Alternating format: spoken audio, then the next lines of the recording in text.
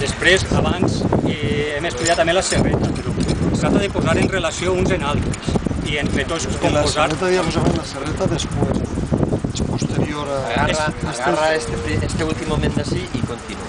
Sí, ja en el moment en què tot això estava en marxa, que és al segle IV, com dic, així aplega el segle IV i s'abandona.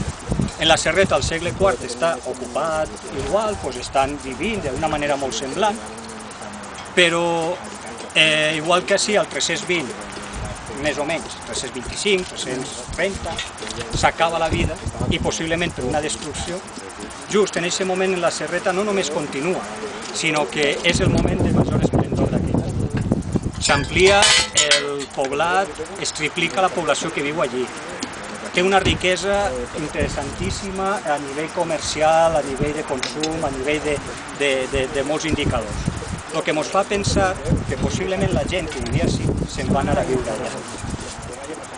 De grau, perquè van pensar que serien millors condicions de vida. Possiblement forçats, perquè ja es dic que si estem parlant de destruccions, a lo millor els de les serretes van obligar a anar allí i van destruir aquest poblat. Aquesta és un poc la... Bé, quins són els símptomes d'aquesta presumible destrucció? Mira, és difícil parlar d'una destrucció quan es veus les coses en 2.500 anys de retras. Però n'hi ha una cosa evident, que és un abandonament sobtat. El que nosaltres solem utilitzar és un abandonament repentí. És a dir, si tu te'n vas a viure, d'ací tenim detectats altres poblats, si te'n vas a un altre t'ho endús tot, perquè dius jo, els catxarros, les ceràmiques, la mudança que faria. Però si no t'endús res, és perquè no pots endur-te, i és perquè o bé t'obliguen o bé t'han matat.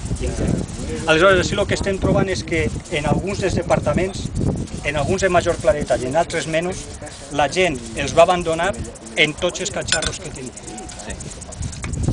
Les escampades de ceràmica de tinalles són tals que quan es destruís la casa, trenca i sella tots els útils que tenien en aquest moment.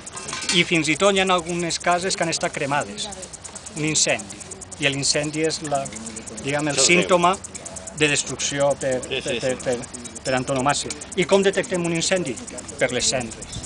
És a dir, trobem uns nivells molt foscos perquè tota la matèria orgànica, la fusta de les teulades, es crema i cau. I també trobem algunes ceràmiques que han esclatat pel calor. Trobes un plat que està mig cremat en un lloc i l'altre s'ha trencat i s'ha cremat. I aquests són els indicadors que nosaltres sempre, a nivell hipotètic, perquè nosaltres no podem més que aglutinar proves, però no tenim en ocasions la certesa.